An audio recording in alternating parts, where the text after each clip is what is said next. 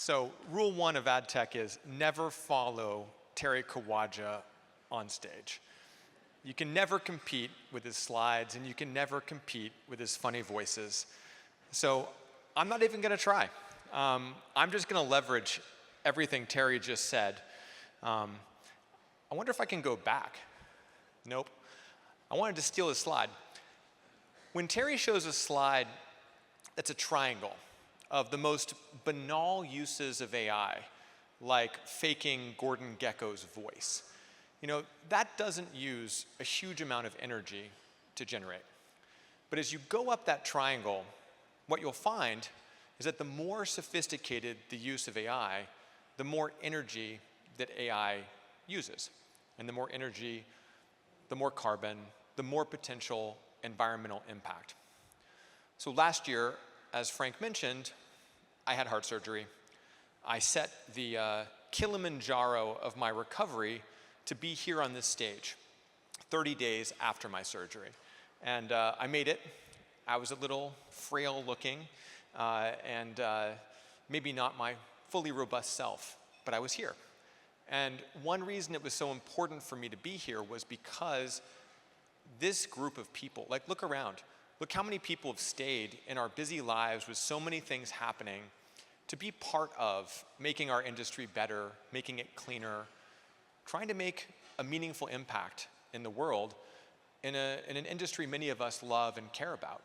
This is a place that matters.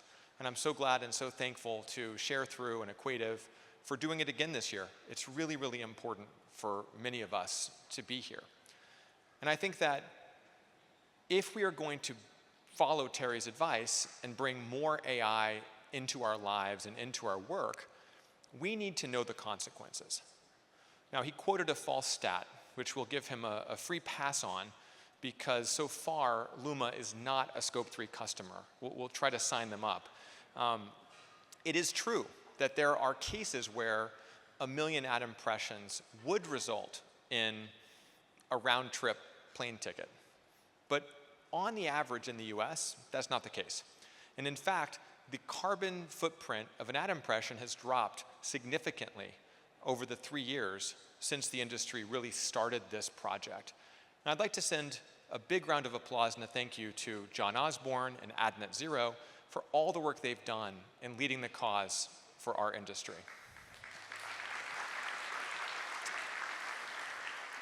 So now it's a fifth of a plane flight. It's still a lot. And it doesn't mean that we can go buy ad impressions willy-nilly. We still have to be really focused and thoughtful about how we spend money on advertising. And there are huge differences we've found in different channels. If you buy a digital out-of-home screen that is seen by thousands of people, even though it's a very large screen that may use a lot of energy, it still may be worth the carbon. And so the first big thought I have is it worth the carbon? And as we go up that pyramid of use cases for AI, we have to ask ourselves, is this the most effective way to achieve this task? Am I using AI because it's the best tool for the job? Because it enables something that I've never done before? Or is it just a really cool way to go tell my colleagues that I'm like cutting edge and super smart? And that's all good. Like, I use AI sometimes, and I'm like, maybe that wasn't the most effective way for me to achieve that.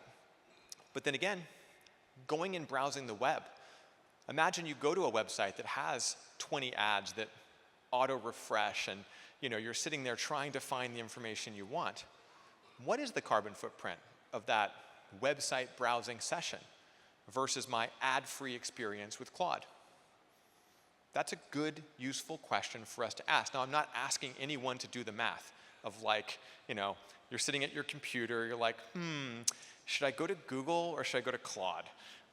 Should I go browse for this or should I I can just see you all getting your calculators out and being like, you know what, I'm going to ask AI the answer to that question. It's a lot easier. And now we're back in the rabbit hole. Calculator or AI to calculate the footprint of AI? Don't do that. So here's the key takeaway from where we are in the industry today.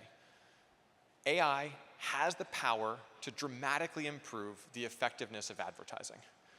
and it also has the power to dramatically increase the footprint of advertising.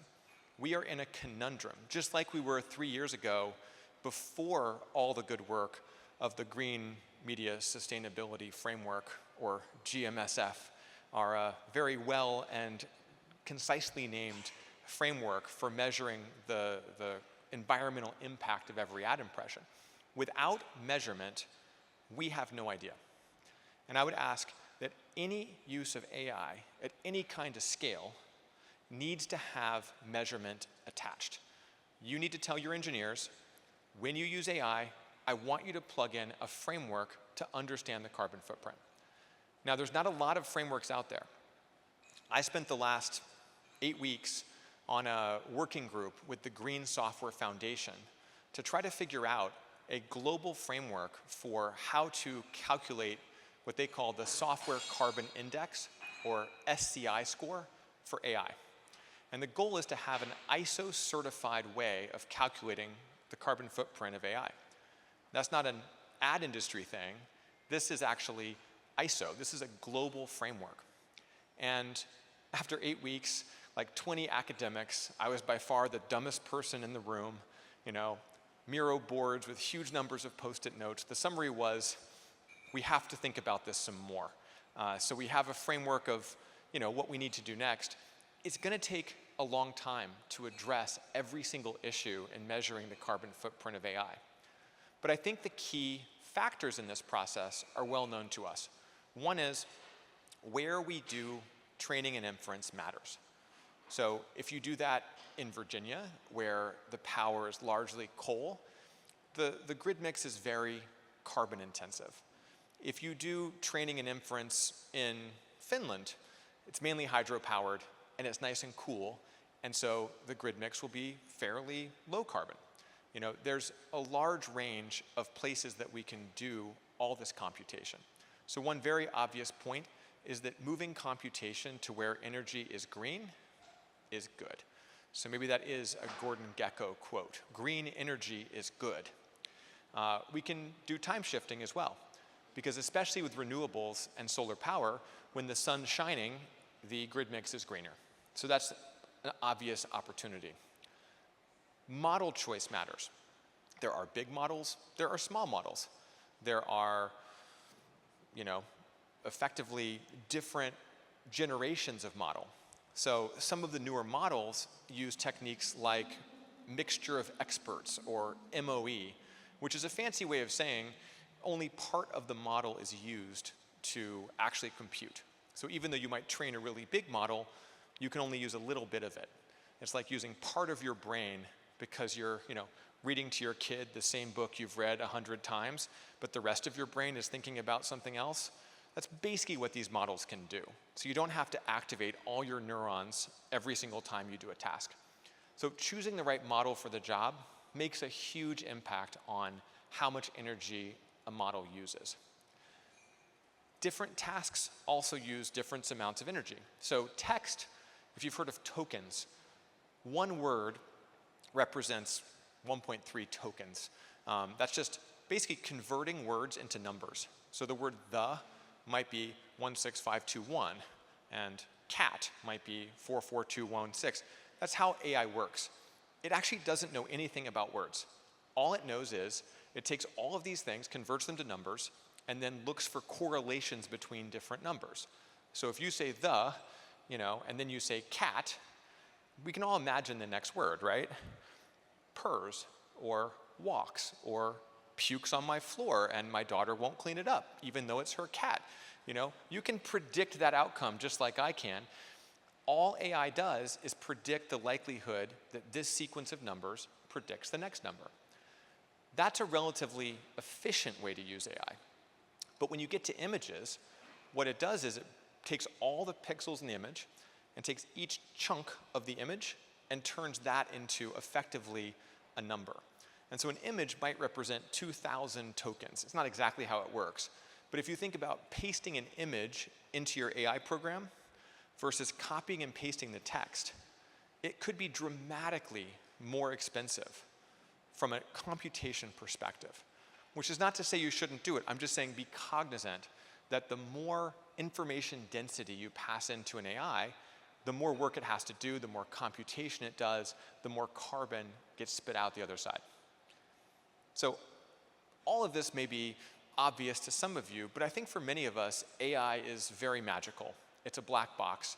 You type some stuff and great outcomes happen. But the more we want to use AI and agents to achieve things, we start need to ask the questions of what is it actually doing? How much energy is it using? What is the trade-off of all these different tasks? So I think this is a useful way for us to go forward. I'm not going to give you an hour-long lecture on everything I've learned about AI sustainability and efficiency. I would encourage you, though, to go follow, for instance, sustainableai.substack.com, which is a Substack that one of my colleagues at Scope 3 authors. Aya was a policy wonk on the Hill. Now she runs policy for Scope 3. And what she's writing about is not just how does AI work from a sustainability perspective, it's also what can we do from a policy perspective. And she just did a series about China AI policy versus the UK policy versus France versus the US. And it may seem very far from our everyday lives, but how we think about AI from a policy perspective has huge implications on geopolitics, on the energy grid, and on what the world's going to look like for our kids. Very concrete example. There was a really big deal in Silicon Valley last week. There's this company that you've never heard of that basically builds out all the data centers for OpenAI. And they just bought, I think it was like a 5 gigawatt gas turbine for $100 million. And what they're basically saying is, we're going to fund, or we're going to fuel the AI revolution for OpenAI with natural gas, with methane. They did not make a $100 million purchase of wind turbines and of solar panels. They are saying, we are going to use fossil fuels for the largest AI build-outs in the country. This is what Silicon Valley's solution to the climate crisis is. Drill, baby, drill. And I don't know how you feel about that. I know that, I'll let you in on a secret, I'm a Democrat, and a progressive Brooklyn Democrat at that. And don't judge me. But when Joe Biden decided to open up drilling in Alaska, I was pissed. And I was like, man, this guy is not understanding the needs of this planet at a moment of climate change. And I was like rabble-rousing with my friends, like this Biden guy, like why do we have this fake progressive in the White House? Well, guess what we have now? We have a Silicon Valley venture capitalist as the vice president of the company, that was a Freudian slip. Wow. But I was right. We are actively throwing out environmental policy to make sure that we can build as much AI as we possibly can. And every one of us participates in this process. I use AI. I'm building products using AI. Isn't that hypocritical for me to tell you that AI is being built with fossil fuels, and yet I'm building products with AI? There were some very nice people on LinkedIn who decided that last week when Scope 3 announced that we're using AI in our products, we're like, you hypocrite, you're a terrible person, you're a fraud, you're a scam. Didn't make me feel great. The thing is, I can do math, and all of you can too.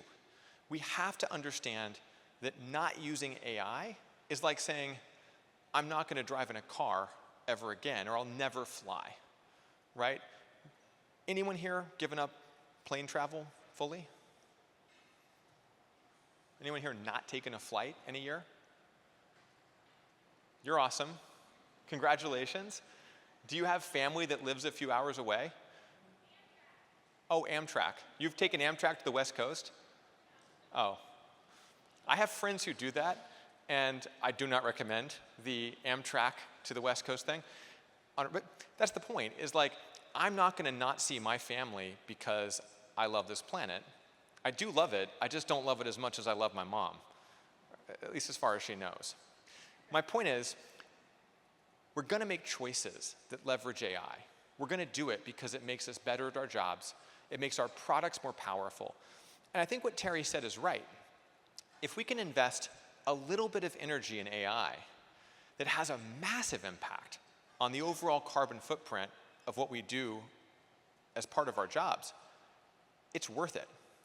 And going back to where I started, is it worth the carbon? Is it worth the energy? I posted on LinkedIn a couple days ago about the math we did about deciding to run a bunch of the content on the internet through AI to try to understand brand safety and suitability. And what we found was that we ran that analysis last year. It was about 1.4 kilotons, or so 1,400 tons of carbon, to use AI on a broad swath of the internet. But in 1 year, that number has dropped to below 200 tons, and it's very quickly going down below 100 tons. Now, 100 tons sounds like a lot, right? If you think about one campaign that we ran last year, where we saved thousands of tons of carbon, this one investment of 100 tons of carbon doesn't just run on one campaign, it runs on thousands. And if you're talking about investing 100 tons of carbon to save thousands or tens of thousands of tons, isn't that worth it? I think we all have to make this math part of everything we do. I'm not saying you should stop marketing.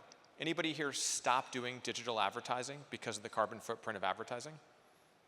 Anybody here lose their job because they stopped doing digital advertising? I guess you wouldn't be here. The point is, we have to do our jobs. We have to find customers online. That's our freaking job. We are going to use ad impressions to do that. We are going to use technology to do that. But we can measure.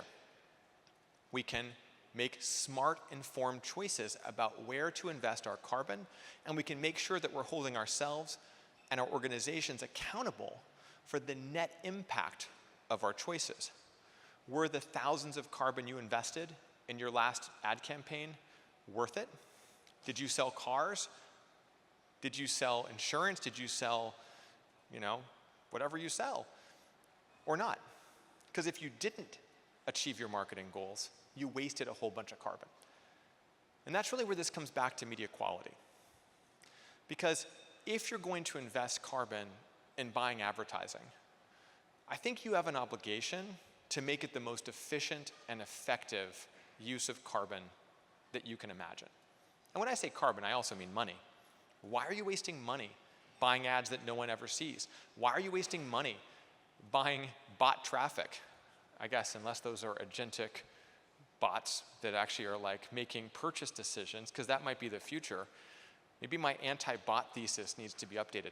But broadly speaking, anything you buy that doesn't work is a waste of money and a waste of carbon.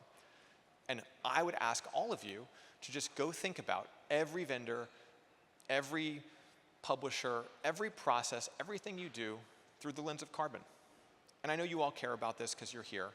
I know many of you work with, whether it's Scope 3 or other vendors that can help measure the carbon footprint of advertising. I think we've done a great job of making that a standard for many campaigns and for many companies who've said this is a must. But I doubt any of you are doing that for AI today. And that's a problem. And I doubt that you're asking your vendors how they use AI. When we started doing the GMSF work a couple years ago, AI was not a major part of the advertising ecosystem. Today, every single company has a .ai in their name. And yet, we're not holding them accountable for their AI and how it uses carbon. John, does GMSF mention AI? Not a lot. Yeah, that means we have to rev it. We need like GMSF.ai because it has to account for the fact that all of us need to use AI to be competitive. We need to use it to be efficient and effective. We must be AI forward, but we have to be AI smart and AI sustainable. So I hope that as you go forth, please help AdNet and the industry make AI a core part of how we measure. Please contribute to both at Net Zero initiatives, join the Green Software Foundation, do anything you can to help your engineering organizations start to leverage AI measurement tools, and ask your vendors simple questions. Why are you using AI for this? What models do you use? Did you think about energy use? Where do you physically run your models? Why are you doing that in Virginia? Why are you doing that at peak energy times? These questions will drive OpenAI and Anthropic and Microsoft and Google and Meta to change how they build models, to change how they run models, to stop buying gas turbines, because all they care about is their customers. It's an obsession. If customers care about sustainability, so do they. And if you don't ask these questions of your engineers, they won't do it. And if you don't ask these questions of your vendors, they won't change their behavior. The reason the advertising industry has dropped its carbon footprint so significantly over the last 3 years is because you're here. It's because you've asked those hard questions. You've done the work. You've supported companies that are building sustainable products, like Sharethrough. Every time you buy a green PMP, you're putting pressure on the entire ecosystem to get better. Your investment in green media drives systemic change, and your investments in green AI will do exactly the same thing. Thank you for 3 years of incredible progress. Now we need you even more. Thank you.